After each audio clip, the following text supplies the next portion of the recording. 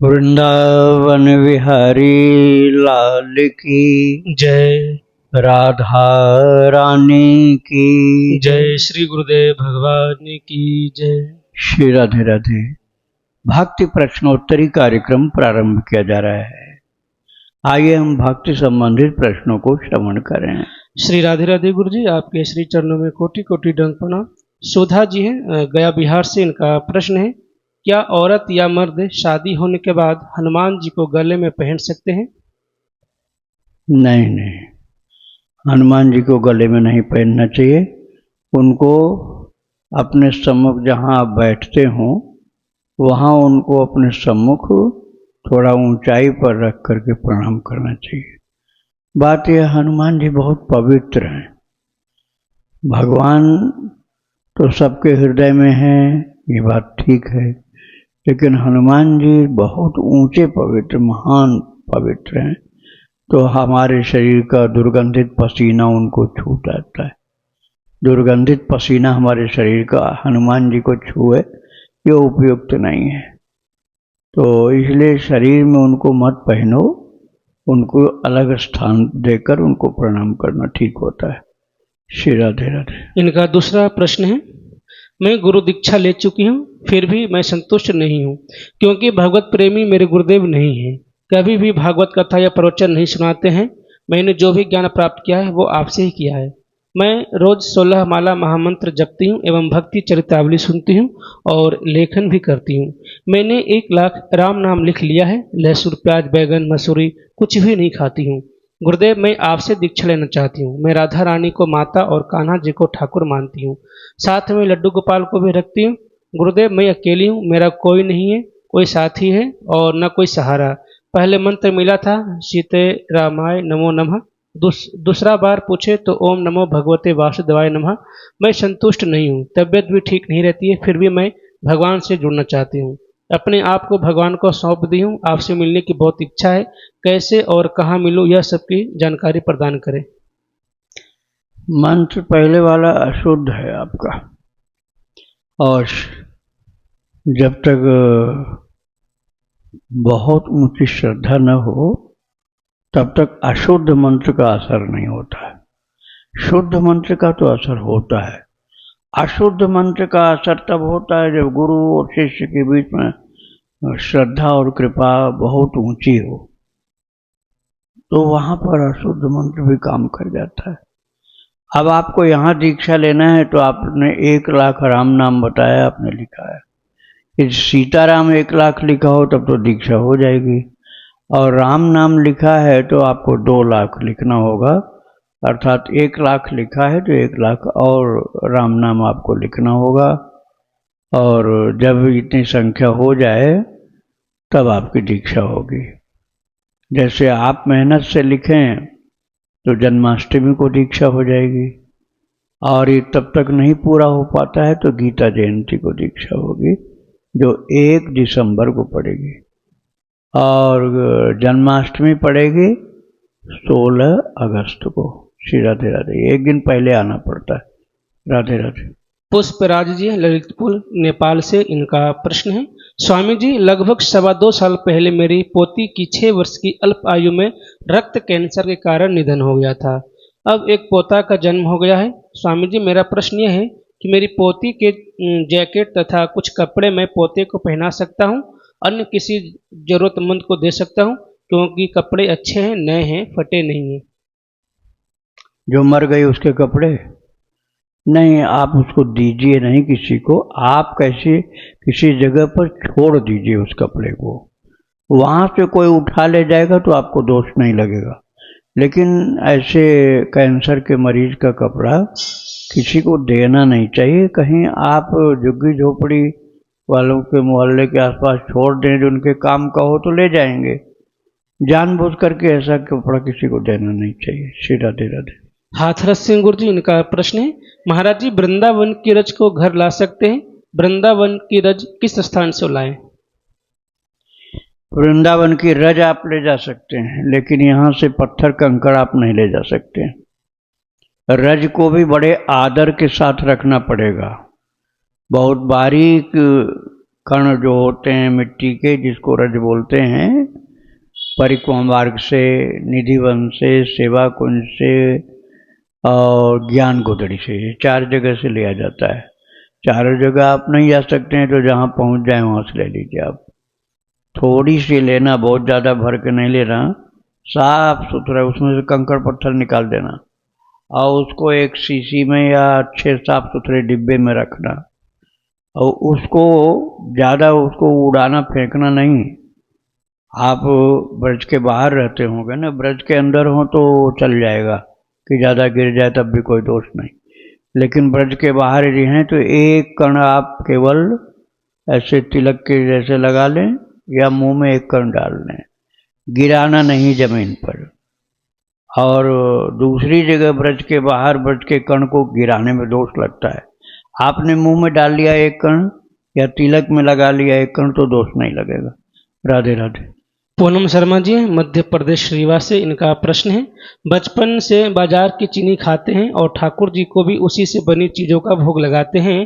पूनम शर्मा जी रीवा मध्य प्रदेश से, इनका प्रश्न है, बचपन से बाजार की चीनी खाते हैं और ठाकुर जी को भी उसी से बनी चीजों का भोग लगाते हैं, तो क्या ठाकुर जी को भोग लगा सकते हैं? उस चीनी को खाने से कुछ होता तो नहीं है, क्योंकि दूसरी चीनी यहाँ मिलती नहीं है।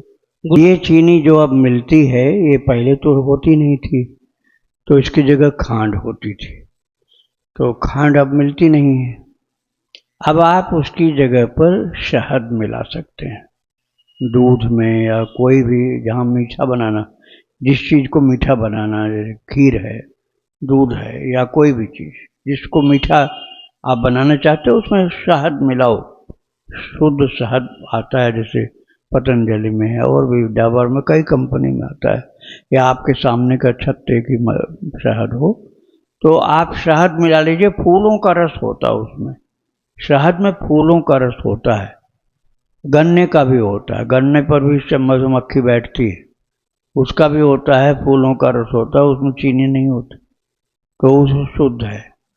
हाँ, अपने लिए भले चीनी खाओ, ले भोग में तो विधान यही है कि चीनी नहीं डालो, शहद डालो या खांड डालो, लेकिन प्रैक्टिकल लाइफ में कम लोग इसका पालन करते हैं, ज़्यादातर चीनी डालते हैं। तो अब उस विषय में मैंने बता दिया जो उपयुक्त है, अब आपसे जो पढ़ पाए वो करिए। श्री राधे राधे। दूसरा प्रश्न ये था गुरु जी कि इनके घुटनों में दर्द रहती है, इसलिए 4:15 बजे तक उठ के नाम जप करती हैं, लेकिन नहाती हैं 7:30 बजे करीब, और फिर मंत्र जप करती हैं। श्री राधे राधे। आप नहाने की चिंता मत करो, बीमार आदमी के लिए नहाना बहुत जरूरी नहीं होता है, भजन करना बहुत जरूरी है। जब तक सांस चल रही है, दिमाग काम कर रहा है, हृदय चल रहा है, नाड़ी चल रही है, जिंदा है शरीर, तब तक भजन करना, आखिरी सांस तक करना। नहाना तो छूट जाता है, जब शरीर बीमार रहता है तो नहाना छूट जाता है।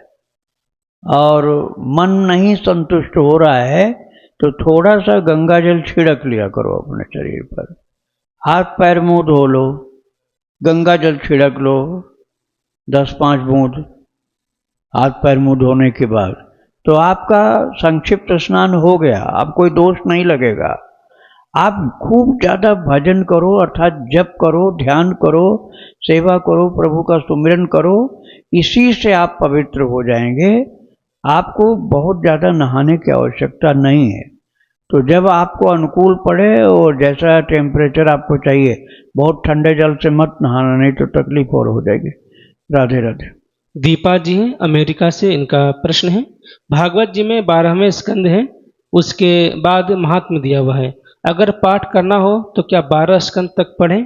क्या नाम संकीर्तनम यशा वाले मंत्र पर पाठ संपन्न हो जाएगा, या महात्म्य भी पढ़ना जरूरी होता है तभी पाठ पूर्ण होता है?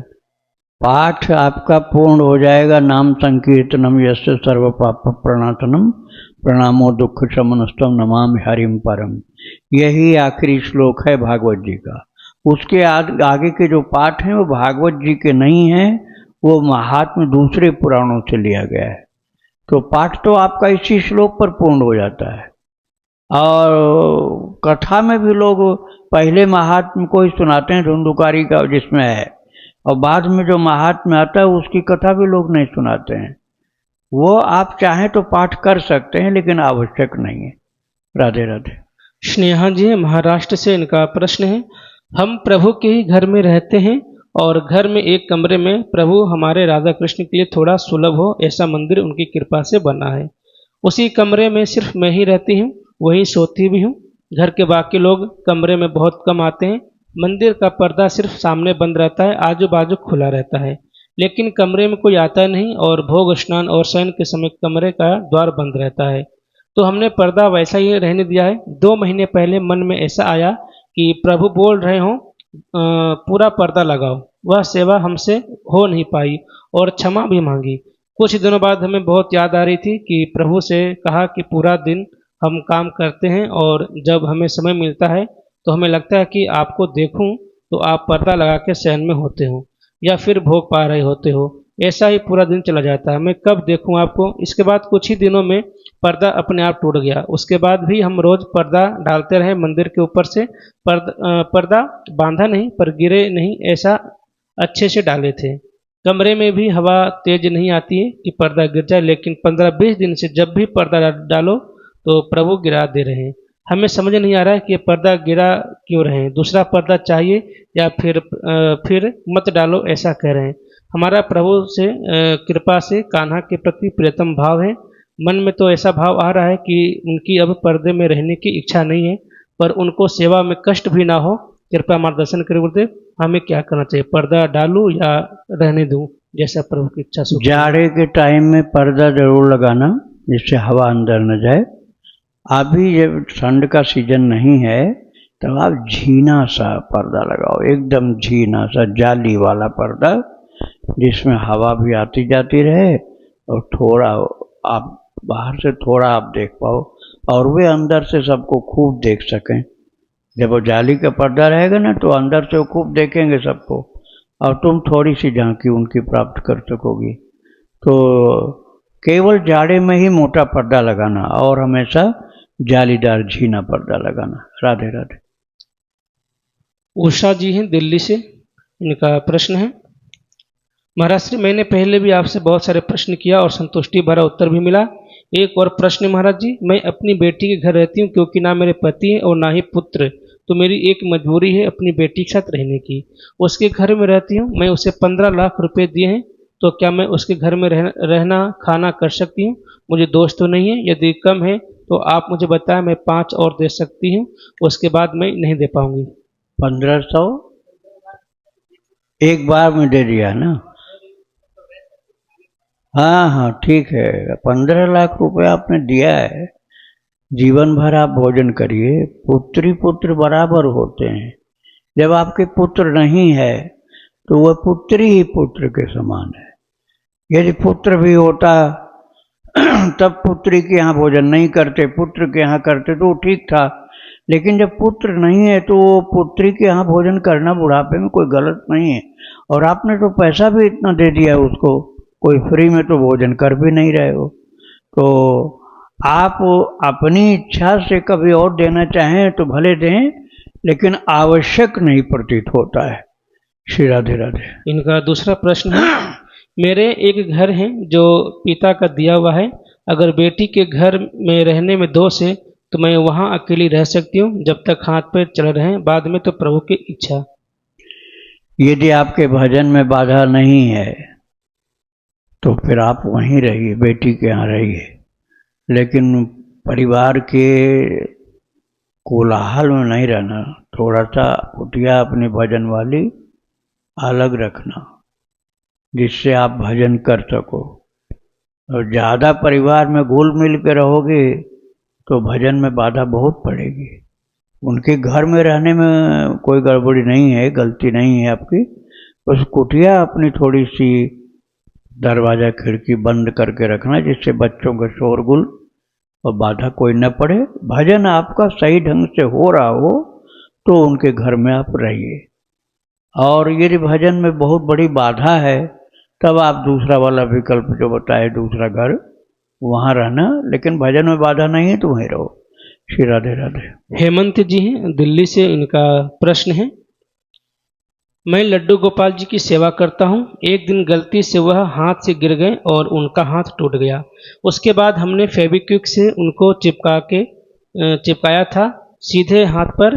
सीधा हाथ उनका भी टूटा था और मेरी वाइफ का भी सीधा हाथ और पैर अंडर आर्म्स में थोड़ा तकलीफ ज़्यादा हो रखी है। किसी भक्त ने हमें बताया कि किसी अ, आपने सेवा में त्रुटि की है, उनको एलपी से नहीं लगाना चाहिए था, वो यह उनके दंड का भी स्वरूप हो सकता है।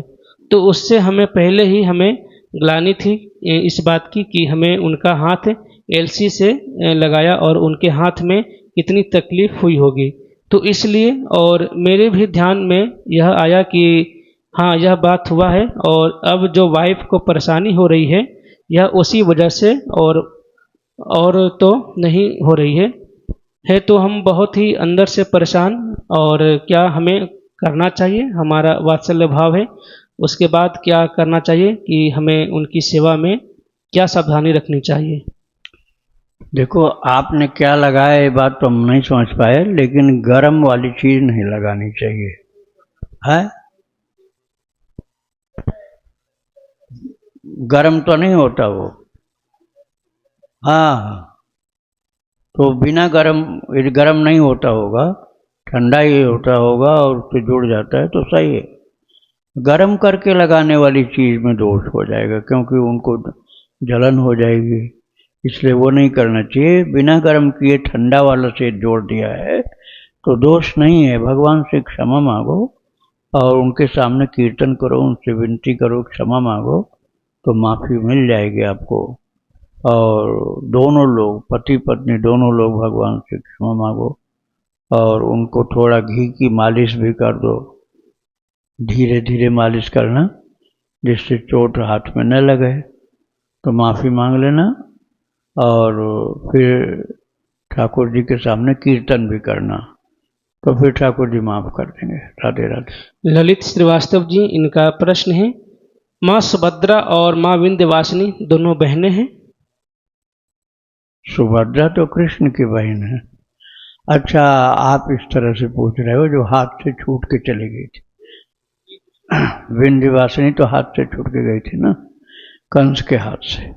कंस के हाथ से छूट के विंध्यवासिनी चली गई थी और सुभद्रा माता जो कृष्ण की बहन है, इस दृष्टि से दोनों बहनें, आपने ठीक कहा। राधे राधे। इनका दूसरा प्रश्न है, मेरे पैर में तकलीफ है, डॉक्टर ने कहा है कि ज़्यादा देर जमीन पर बैठने से लकवा मार सकता है, तो इसलिए खड़ा होकर सुबह पूजा और नाम जप करता हूँ, क्या ठीक है? हाँ, शरीर के अनुसार ही किया जाता है भाई। अब शरीर किसी का बैठने लायक जमीन पर नहीं है तो कुर्सी पर भी बैठ सकते हो। खड़े होकर के करते हो तो ठीक है, उसमें मैं नहीं कर रहा हूँ कि मत करो, खड़े होकर भी कर सकते हो, लेकिन खड़े होकर ज़्यादा देर नहीं कर सकते हो तो कुर्सी पर बैठकर भी कर सकते हो। राधे राधे। सुनीता जी मुंबई से, इनका प्रश्न है, गुरुजी मुझसे बहुत बड़ी गलती हो गई है, अपराध हो गया है। मैं 2 साल पहले वृंदावन गई थी, वहाँ बहुत बारिश हुई थी, तो बिहारी जी की गली में और चौराहे पे पूरा पानी भरा हुआ था। वहाँ पास में ही शौचालय भी था, उसी पानी से चल कर जाना पड़ा था। तो मैंने बहुत उल्टा सीधा कहा था कि बहुत गंदगी है यहाँ पर, सभी गली में कूड़ा कचरा का ढेर पड़ा हुआ है, कोई साफ सफाई नहीं है और भी बहुत कुछ गलत कहा था। गुरुजी उस समय इतना अधिक महत्व वहाँ का नहीं जानती थी। अब मुझे बहुत ही ज़्यादा अपराध बोध हो रहा है कि मैंने बहुत बड़ी गलती करी है। गुरुजी इसके लिए मैं क्या करूं कि भगवान और राधा रानी मुझे माफ़ कर दें, और धाम के प्रति बहुत बड़ा अपराध हुआ है मुझसे, मुझे समझ नहीं आ रहा है। गुरुजी कृपया करके मार्गदर्शन करें कि वृंदावन धाम से मुझे माफ़ कर देंगे। मुझे वहाँ की बहुत याद आती है गुरुजी, मुझे भी धाम वास करना है। ऐसा मैं क्यों करूं, क्या करूं कि बिहारी जी और राधा रानी मेरे अपराध को क्षमा कर दे और वृंदावन वास दे। अब आप परेशान मत हो, वृंदावन आपको आना होगा और आने के तरीके में, यहाँ रहने के तरीके में थोड़ा सा बदलाव करना पड़ेगा। जैसे आप परिक्रमा मार्ग से परिक्रमा करिए और वहाँ के रज को उठा उठा के माथे से लगाइए। और जहाँ जहाँ आपको ज़्यादा लगे महत्वपूर्ण स्थान, वैसे पूरी परिक्रमा बहुत महत्वपूर्ण है, लेकिन जहाँ पर आप देखो भगवान के भक्त लोग, संत लोग कीर्तन कर रहे हैं, तो जब वो लोग टोली उनकी आगे बढ़े कीर्तन वालों की, तो उस जगह पर लौटो, परिक्रमा मार्ग में उस जगह पर जमीन पर लौट जाओ, दंडवत करो, थोड़ा लोटपोट करो, वहाँ की रज को लपेटो और वृंदावन धाम की जय, वृंदावन धाम की जय, ऐसे बोलते बोलते कुछ दूर चलो। फिर भगवान का नाम, घर की बातचीत बिल्कुल नहीं करना, किसी को फोन मत मिलाना, और वृंदावन धाम की जय बोलो, भगवान वृंदावन बिहारी लाल की, राधा रानी की जय बोलते हुए रज में नंगे पैर चलना, चप्पल जूता मत पहनना, परिक्रमा करना, हर जगह उठा उठा के रज लगाते रहना, जहाँ कीर्तन हो रहा वहाँ दंडवत भी करना। तो आपके मन में भाव बहुत अच्छा हो जाएगा। वैसे भी आपको भाव पहले से ठीक हुआ है तो बहुत शुद्ध हो जाएगा। और परिक्रमा करने से, भगवान से क्षमा मांगने से धाम महाराज का जो आपके ऊपर प्यार हो जाएगा। जैसे बच्चे के लिए दुलार होता है ना, क्षमा भी कर देंगे और कृपा भी करेंगे। राधे राधे। राधे गुप्ता जी करनाल से, इनका प्रश्न है, मेरी दीक्षा कृष्ण की कृपा से गुरु पूर्णिमा को हुई है। मैं सबके नाम लिखकर पूजन करना चाहती हूँ। क्या करना चाहती हूँ? सबका, किसका नाम लिखना ये तो नहीं बताया, लिखे हैं इसने। इन्होंने कहा है कि मैं सबका नाम लिखकर पूजन करना चाहती हूँ। पूजन करना चाहते हैं? हाँ, पूजन कर सकते हैं। दीक्षा आपकी हो गई। सबसे मुख्य तो है दीक्षा मंत्र का जप करना। देखो, कुछ लोग इस कहते हैं कि नाम जप की महिमा बताई जाती है, दीक्षा मंत्र की जप की महिमा नहीं बताई जाती है। कुछ लोग ऐसा कहते हैं। बात ये, नाम को जप करना हर व्यक्ति का कर्तव्य, सबका पूरा अधिकार है। दीक्षा हुई है चाहे नहीं हुई है, नाम जप का पूरा अधिकार सभी को है। इसलिए नाम जप की महिमा बताई जाती है। और दीक्षा मंत्र का जप तो उसके लिए होता है जिसकी दीक्षा हो चुकी। अब हर किसी की दीक्षा तो नहीं हुई, तो इसलिए नाम जप की महिमा बताई जाती है। तो दीक्षा मंत्र भी उसी तरह से फलदायी है, इस तरह से नाम है। दीक्षित व्यक्ति को दीक्षा मंत्र का जप आवश्यक होता है, और अदीक्षित जो है, चाहे दीक्षित है, नाम जप को सबके लिए बराबर होता है। राधे राधे। इनका एक प्रश्न और है, गुरु जी कृपा करके गुरु प्रणाली बताएं। गुरु प्रणाली जो है, राम, आपने यहाँ दीक्षा लिया है तो यदि यहाँ पर अब आप किस संप्रदाय में दीक्षित हैं, यहाँ के हैं, भक्ति आश्रम से हैं, तब तो श्री रामानंदी वैष्णव संप्रदाय से हैं। और इसमें विशिष्टाद्वैत संप्रदाय के सिद्धांत के अनुसार भगवान श्री सीताराम जी इष्ट हैं। लेकिन यदि कोई राधा कृष्ण की पूजा करता है तो श्री सीताराम जी और राधा कृष्ण एक ही हैं, इसलिए कोई अंतर नहीं पड़ता। जैसे रामानंद भगवान के शिष्य श्री रैदास जी से मीराबाई की दीक्षा हुई थी, लेकिन मीराबाई ने जीवन भर कृष्ण भक्ति किया और कहती हैं, पायो जी मैंने राम रतन धन पायो। लेकिन भक्ति किसकी किया? कृष्ण की। और उनको भगवान कृष्ण प्रकट होकर के दर्शन देते थे। तो आप श्री रामानंदी वैष्णव संप्रदाय से दीक्षित हैं और विशिष्टाद्वैत आपका सिद्धांत है। सीताराम आपके इष्ट देव हैं और सेवक सेवे मुख्य भाव है, लेकिन दूसरे भाव में भी उपासना कर सकती हैं। यही गुरु प्रणाली आपकी। राधे राधे। गाजियाबाद से गुरु जी, इनका प्रश्न है, गुरु जी मुझे नाम जपने में मन लगता है, लेकिन ठाकुर जी की सेवा करते तो हैं घर में, पर सूक्ष्म रूप से करते हैं। मुझे इतना ज्ञान भी नहीं है सेवा का, क्या श्रृंगार, क्या भोग, कब कौन सा त्यौहार पे कौन सा वस्त्र आते हैं। मुझे बहुत मेहनत का काम लगता है, आलस्य भी लगता है।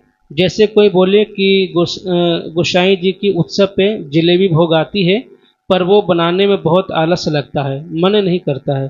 क्या मुझसे कोई पाप हो रहा है? क्योंकि हम घर में बस दूध और फल का ही भोग लगा पाते हैं ठाकुर जी को। भगवान जी का वस्त्र और श्रृंगार की कोई नॉलेज नहीं है और ना ही मन ही करता है जानकारी लेने का। कौन सा त्योहार पे कौन सा वस्त्र आते हैं, कौन सा भोजन का भोग लगाते हैं, बस मुझे लगता है कि एक जगह बैठ के नाम जप करते रहूं। आपने जो बोला है 3 लाख नाम लिखने को, वो कल से ही स्टार्ट किया है लिखना। तो आपने बताया था कि अगर हम लिखते हैं तो एक माला 100 माला के बराबर काउंट होती है। तो क्या यह बात बिल्कुल सही है गुरुजी? अगर हम 3 लाख नाम लिख लेते हैं तो वो कितने गुना फल देगी गुरुजी? कृपया मार्गदर्शन करें। 100 गुना तब होता है ना जब आप केसर स्याही से नहीं, स्याही में तो केमिकल होता है। केसर घोलें गंगा जल में, गंगा जल में केसर घोलिए और तुलसी की डंडी से की पेन बना दीजिए। तुलसी की लकड़ी को पैनी करके एक तरफ पेन बना दीजिए और केसर गंगा जल में घोल के उसे डुबा डुबा के लिखिए भोजपत्र पर, कागज पर नहीं, भोजपत्र पर, तब 100 गुना फल होगा। अब इतना नहीं कर सकते हैं ना, कागज पर लिखते हैं, लाल स्याही से लिखते हैं, तो 100 गुना तो नहीं होगा, लेकिन आधा तो मान ही लीजिए उसका 50 गुना। तो जितना शुद्धि आप ध्यान रखेंगे उतना लाभ ज़्यादा होगा। और उसमें भी आप लिखते समय बातचीत कर रहे हैं किसी से, किसी की बात का उत्तर दे रहे हैं, किसी की गपशप सुन रहे हैं, चुगली निंदा बुराई सब कर रहे हैं, तो फिर नहीं होगा। प्रभु का नाम जपते रहो, प्रभु का नाम लिखते रहो शुद्धता के साथ, तब उसका लाभ मिलता है। राधे राधे। इसी में गुरुजी इनका जो प्रश्न था कि नाम जप में तो मन लगता है लेकिन ठाकुर जी की सेवा, पूजा, भोग हाँ, ये लगाना रह नहीं गया, होता। हाँ ये रह गई बात। देखो, जितनी चीजें आपने खाने पीने बनाने की आपने कहा ना, भगवान ने गीता जी में इनमें से एक भी नहीं कहा। क्या कहा है? पत्रम पुष्पम फलम तोयम यो मे भक्त्या प्रयच्छति तदहम भक्तोपहत मश्नामि प्रयतात्मना। भगवान ने बिल्कुल सादा भोजन की बात की है। फल, पत्ती, फूल और जल, 4 चीज।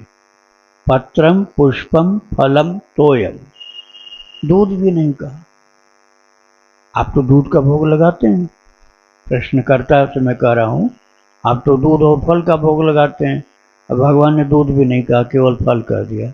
फल, जल, पत्ती और फूल, तो आपकी कोई गड़बड़ी नहीं है। लेकिन ये ध्यान रखना कि आप जो भोजन करो वो तो जरूर लगाओ। आप जो हाँ, गंदा भोजन मत करना, गंदा भोजन मत करना। आप जो सात्विक भोजन करो वो भगवान को जरूर भोग लगाओ। ऐसा नहीं कि भगवान की केवल फल खिलाओ और आप अपने लिए रोटी दाल सब्जी बनाओ। तो रोटी दाल सब्जी बनाओ तो वो भी भोग लगाओ। अरे आप केवल सत्तू चना चबैना खाओ तब भी भगवान को भोग लगा के खाओ, तो उसमें कोई दोष नहीं। अच्छा, जो आपने कहा कि ये कपड़ा वो कपड़ा नहीं ला पाते हैं, तो जो जैसे मिल जाए धाम में से खरीद लो। जैसे वृंदावन धाम आओ या अयोध्या जी जाओ, तो आप धाम में ठाकुर जी के जो वस्त्र मिलते हैं उनको खरीद लो। एक बार पानी में धो लेना उसको। जैसे आपको लगता है शुद्ध नहीं है, तो एक बार पानी में धोकर धूप में सुखा लो, फिर पहनाओ आप। जाड़ा गर्मी बरसात के ऋतु के अनुसार तो भगवान का श्रृंगार जैसे व्यवस्था करनी पड़ेगी। अब आपको पंखा चाहिए तो भगवान को भी पंखा चाहिए, आपको गर्म कपड़े चाहिए तो भगवान को भी गर्म कपड़े चाहिए। इतना तो ध्यान देना पड़ेगा आपको। नहाने के लिए जाड़े में गर्म पानी चाहिए, आप गर्म पानी से नहाते हो तो उनको भी गर्म पानी से नहलाओ। तो जितनी सामान्य व्यवस्थाएं संभव हैं वो जरूर करो। बहुत ज़्यादा खर्चीली व्यवस्था आपके बस का नहीं तो मत करो, लेकिन आवश्यक व्यवस्था तो करनी पड़ेगी। राधे राधे। कविता जी गुरुजी दिल्ली से, इनका प्रश्न है, गुरुजी जब भी कान्हा से मैं धर्म का कार्य करने के लिए बोलती हूँ, जैसे गुरुजी अब से 2 साल पहले सरकारी कॉलोनी में भागवत कराने की सोची थी, तो कान्हा ने बहुत अच्छे से सब लोगों को उसके साथ दिया और गुरुजी की अब कुछ दिन पहले ही भक्तमाल कथा अपने घर पर ही कराई। गुरुजी वो भी बहुत अच्छे से हो गई। गुरुजी ऐसा मैं जो भी कार्य सोचती हूँ तो कान्हा उसे बहुत अच्छे से कराते हैं। गुरुजी सावन के महीने में शिव पुराण का पाठ खुद करने की सोच रही हूँ। महीना में पूरा 1 महीने में पूरा करना चाहती हूँ। गुरुजी भागवत का पाठ करूँ इनमें या फिर शिव पुराण का कौन सा पाठ करना सही रहेगा? कृपया मार्गदर्शन करें, कौन सा पाठ करूँ? आपकी पसंद की बात है। सभी भगवान की कथाएं हैं शिव पुराण में भी और भागवत जी में भी। आपको जिस कथा में प्रेम ज़्यादा है वही आप अपना खुद ग्रंथ लेके खुद भी पढ़ सकते हो। और यदि खुद पढ़ने में कोई बाधा है संस्कृत तो हिंदी में पढ़ लीजिए। हिंदी में करके भी भगवान का कीर्तन रोजाना करना। कथा के बाद कीर्तन डेली करो, नाम कीर्तन। आखिरी दिन अधिक कीर्तन करो। जितना संभव है तुमसे उतना भोग लगाओ, प्रसाद बांटो। दूसरों को प्रसाद खिलाने के बाद में तुम प्रसाद लेना। तो ठाकुर जी का उत्सव भगवान की प्रसन्नता का मुख्य कारण होता है। उसमें हरिनाम हरि कथा जरूर होनी चाहिए। राधे राधे। इनका दूसरा प्रश्न, गुरुजी वैसे तो कहना सारी बातें सुनते हैं धर्म कर्म के, लेकिन बस वह एक बात नहीं सुनते। मैं उनसे बोलती हूँ कि मेरा नाम जप में दिन रात मन लगे।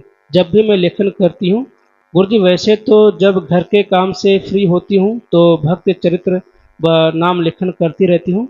लेखन करते समय ही नाम जप करती हूँ। बस गुरुजी रामायण के पाठ करने का क्या फल होता है?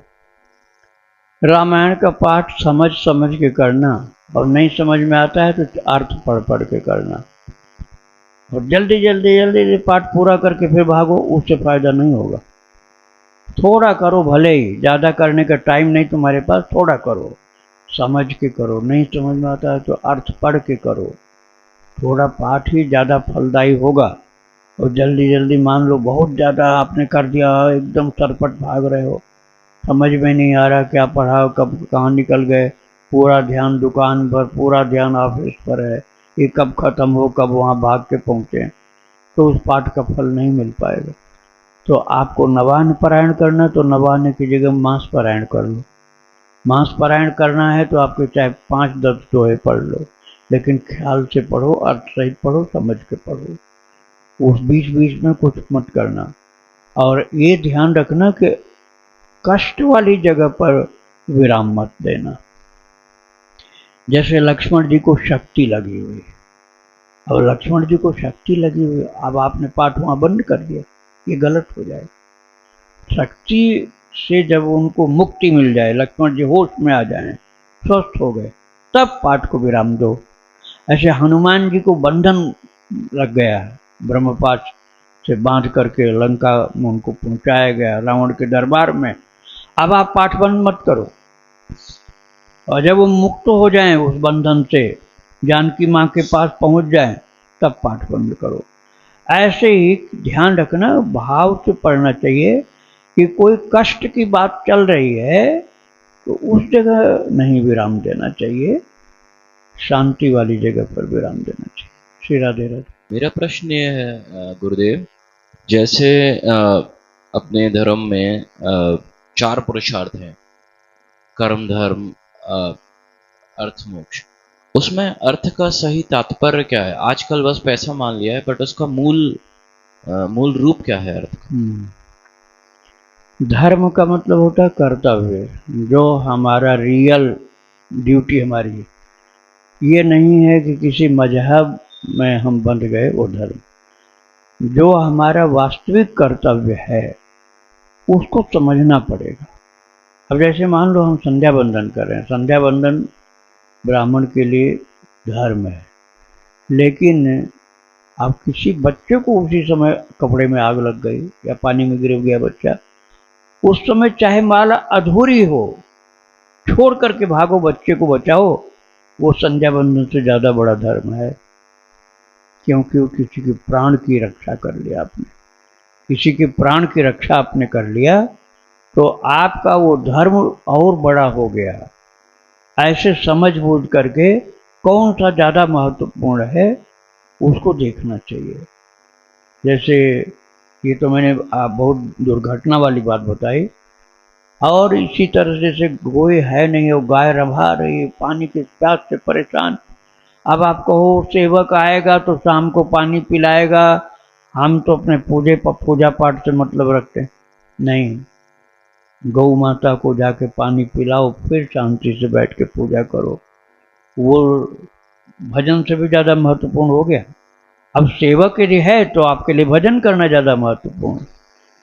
तो धर्म का मतलब जो श्रेयस्कर कर्तव्य है वो धर्म है। ये धर्म की बात हुई। अर्थ का मतलब होता है जिसके द्वारा हमारे धर्म को अग्रसर करने में सहयोग मिले, वो वस्तु। ऐसा नहीं है कि रुपया पैसा ही जरूरी है, वो वस्तु। जैसे आप मान लीजिए आपको दिया जलाना है, अब किसी ने पैसा आपको नहीं दिया और रुई दे दिया, घी दे दिया, ये अर्थ हो गया, क्योंकि इसके द्वारा हमारा उद्देश्य पूरा हो रहा है। दीपक जलाने का उद्देश्य था, अब पैसा की जगह हमको रुई मिल गई और या बत्ती मिल गई और घी मिल गया, तो काम तो हमारा हो ही गया। तो यही अर्थ हो गया। जिस वस्तु के द्वारा धर्म कार्य सही प्रकार से संचालित हो सके वो अर्थ हो गया, भले ही वो रुपया पैसा हो चाहे कोई वस्तु हो। अब धर्म अर्थ काम, काम का मतलब होता है डिजायर्स, इच्छाएं।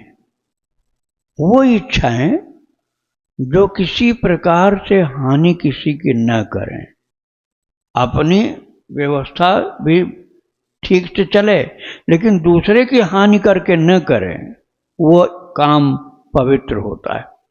जैसे हमको धन मिले लेकिन किसी को सता करके मिल रहा है, उसको दुखी करके, परेशान करके, बेईमानी करके, धोखेबाजी करके, षड्यंत्र करके, चालबाजी करके, झूठ बोल करके, तो अपनी कामना की पूर्ति हम कर रहे हैं, तो वो कामना शुद्ध नहीं है, वो दूषित कामना है। तो धर्म अर्थ काम, इसके ऊपर मोक्ष, ये बहुत ऊंचा है लक्ष्य। मोक्ष का मतलब होता है मोह का क्षय हो गया अथवा मृत्यु के पश्चात भगवत धाम में चला गया, वो मोक्ष हुआ। 4 पुरुषार्थ, लेकिन एक पंचम पुरुषार्थ और होता है। वैसे 4 पुरुषार्थ ही मुख्य होते हैं, लेकिन पंचम पुरुषार्थ भक्तों के लिए होता है, वो कन्हैया से प्रेम हो जाना, भगवान से प्रेम हो जाना। ये पंचम पुरुषार्थ मतलब सबसे ऊंचा टारगेट जीवन का। तो धर्म से शुरू हुआ। धर्म अर्थात पवित्र जिम्मेदारी का पालन, अर्थ अर्थात उसमें सहयोग करने वाली चीजें, कामनाएं अर्थात हमारी इच्छाएं जो धर्म संगत हों, अधर्म संगत नहीं हो, धर्म संगत इच्छाएं काम के अंतर्गत आ गई। और मोक्ष अर्थात हमारा जीवन भगवान की प्राप्ति, भक्ति, मुक्ति की उपलब्धि में हमको पहुंचा दे, वही मोक्ष। श्री राधे राधे। गुरुदेव के चरणों में कोटि कोटि प्रणाम। गुरुदेव, मेरा प्रश्न ये है कि साधन और आश्रय में किसका महत्व ज़्यादा है, और एक साधक को इस मार्ग में आलस्य और प्रमाद त्यागने के लिए क्या सहायक है, किन बातों का ध्यान रखना चाहिए? साधना, साधन और आश्रय, साधन और आश्रय में, हाँ, साधना जो हमको भगवान के चरणों की तरफ ले जाने में सहयोग करे, वही साधना जीव के लिए अभीष्ट होती है। साधना और साधन है उसके लिए जो हम इंस्ट्रूमेंट इकट्ठा करते हैं, जैसे हमको वृंदावन की परिक्रमा करनी, ये साधना हो गई। अब साधन ये है कि हम बीच बीच में लोगों को कुछ दान करते चलें, कुछ कीर्तन करते चलें, कुछ बंदरों को दाना डाल दिया, कुछ साधुओं को खाने को दे दिया, कुछ भिखारियों को चीज़ दे दिया, तो ये साधन हो गया। साधना, साधन। आश्रय भगवान का, भगवान के चरणों का, भगवान के चरणों की भक्ति का आश्रय, उसमें जो सहयोग करे वो भी आश्रय दाता हुआ। जैसे गुरुदेव या संत लोग या भक्त लोग, यमुना मैया यह आश्रय के स्वरूप होते हैं। श्री राधे राधे। वृंदावन बिहारी लाल की जय। राधा रानी की जय। श्री गुरुदेव भगवान की जय। श्री राधे राधे।